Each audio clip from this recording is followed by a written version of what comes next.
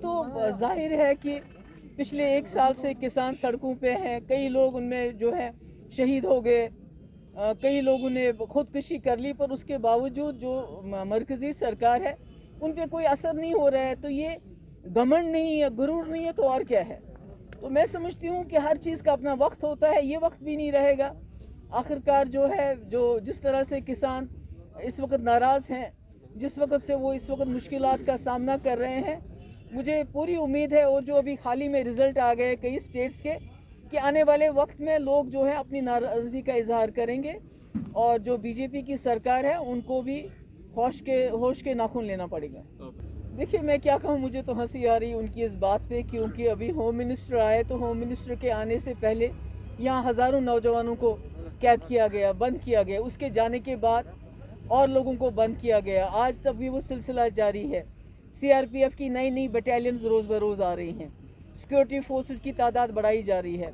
तो अगर हालात ठीक हैं तो फिर ये सीआरपीएफ की बटालियन सिक्योरिटी क्यों बढ़ाई जा रही है। और कल ही हमारा एक पुलिस का आदमी जो है उसको शहीद किया गया।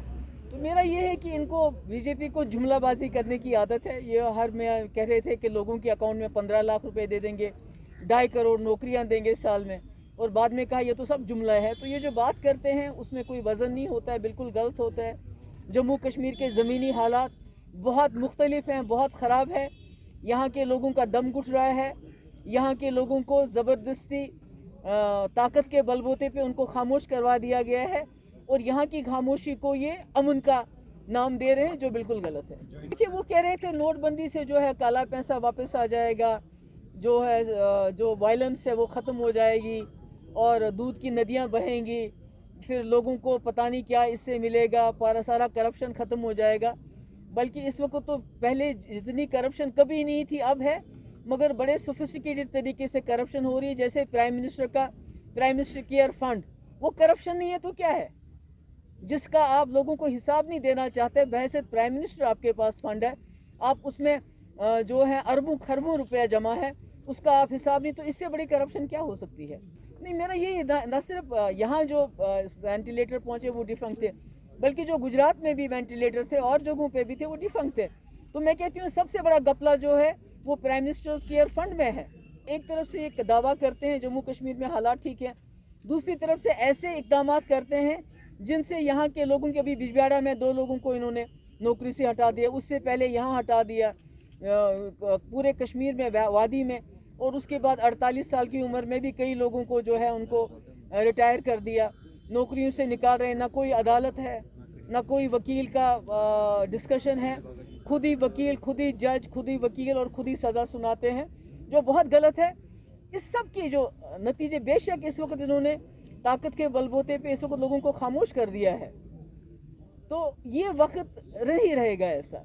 एक वक्त आएगा कि इनके जो नताइज जो ये इस वक्त कर रहे हैं, जो ये सख्ती कर रहे हैं, जो इन्होंने सबका मुंह बंद करके रखा हुआ है, किसी को बात नहीं करने देते हैं, यूएपीए सेडिशन चार्जेस किसे लोगों को तंग कर रहे हैं, एक वक्त ऐसा आएगा कि इनके लिए बहुत मुश्किल हो जाएगी, जिसका मेरे ख्याल में इजाला करना उसको बहुत मुश्किल हो जाएगा। उस वक्त ये कहेंगे हम कश्मीरियों से बात भी करेंगे, हम उनके साथ भी बात करेंगे, मगर तब बहुत देर हो गई होगी, और मुल्क को इसका बहुत बड़ा खमियाजा उठाना पड़ेगा। नहीं, सिक्योरिटी तो लैप्सेस हैं, क्योंकि वो जो हमारे जो माइनॉरिटीज़ के लोग भी मारे गए, उनके पास इंफॉर्मेशन थी सरकार के पास कि माइनॉरिटीज़ को अटैक किया जाएगा, उसके बावजूद वो लोग मारे गए। कल वो पुलिस वाला जो बटमालू का वो वहाँ मारा गया। तो ये तो सीधे जो है इनका जो है नाकामी है। अब फ्रस्ट्रेशन में आके ये लोगों पे, मैंने पहले भी कहा, मुझे डर ये है जब हमारे माइनॉरिटीज़ के लोग मारे गए, मुझे ये डर है कि ये सब का गुस्सा जो है जम्मू कश्मीर के लोगों पे उतारेंगे, और सख्ती करेंगे, और फोर्सेस लाएंगे, और काले कानून यहाँ नाफिज करेंगे, जैसे एसआई, यूएपीए, एनआईए, ईडी, पता नहीं क्या क्या, पीएसए होने के बावजूद अब एसआईए दूसरी एजेंसी लाई इन्होंने।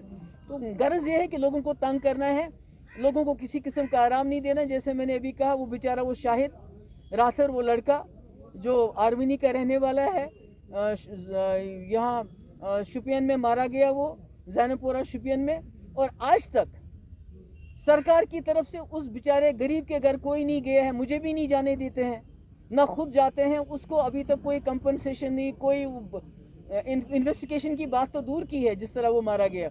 مگر کوئی اس کے گھر دو لفظ جو ہے ہمدردی بولنے کے لیے نہیں گیا سرکار کی طرف سے. تو یہی تو حال ہے پورے جموں کشمیر کا. یہ بھی کہا ہے یا تو بلیک میل چلتا ہے یا تو لالچ چلتا ہے. زیادہ تر بلیک میل کرتے ہیں, لوگوں کے خلاف الٹے پھلٹے کیسز نکال کے ان کو دھمکاتے ہیں, ان کو جو ہے ڈراتے ہیں, ان کو یا تو کہتے ہیں یا جیل جاؤ یا اس جماعت میں جاؤ, یا جیل جاؤ یا اس جماعت میں جاؤ. تو آپ نے دیکھا ہوگا کئی لوگ جیل سے نکلے, انہوں نے جماعت جوائن کی تو ان کے کیس ختم ہو گئے. تو ابھی اسی طرح سے جو نئے لوگ ہیں ان کو بھی ڈرایا جا رہا ہے, دھمکایا جا رہا ہے, کسی کو لالچ بھی دی جا رہی ہے کہ آپ, کیونکہ یہ سمجھتے ہیں کہ یہاں نئی پارٹیز بنانی ہیں, تو اس میں پی ڈی پی اور نیشنل کانفرنس ان کو بہت بڑی رکاوٹ نظر آ رہی ہے, اس لیے انہی دو پارٹیز کی توڑ پھوڑ کر رہے ہیں. دیکھیے لوگوں کو جو اس وقت پی ڈی پی جوائن کرنا آسان بات نہیں ہے. آپ کو معلوم ہے کتنے مشکلات میں ہم, کتنا دباؤ ہے سرکار کا ہماری جماعت کے لوگوں کے اوپر. مگر لوگ سمجھتے ہیں کہ جموں کشمیر کی اگر آواز کو زندہ رکھنا ہے, اگر یہاں کے جو اس وقت بالکل دم گھٹتا ہے لوگوں کا, اگر ان کی آواز بننا ہے تو پی ڈی پی واحد وہ جماعت ہے جو اس رسک کو اٹھانے کے لیے تیار ہے. اور اسی لیے مجھے خوشی ہے آج ہمارے ایڈوکیٹ مجید میر صاحب انہوں نے شانگت سے ہمیں جوائن کیا. اسی طرح روز کوئی نہ کوئی جوائننگ ہوتی ہے, کیونکہ لوگ چاہتے ہیں کہ پی ڈی پی کی آواز کو مضبوط کریں تاکہ آنے والے وقت میں جو مشکلات میں جموں کشمیر پھنسا ہے اس سے باہر نکلا جائے. Thank you so much.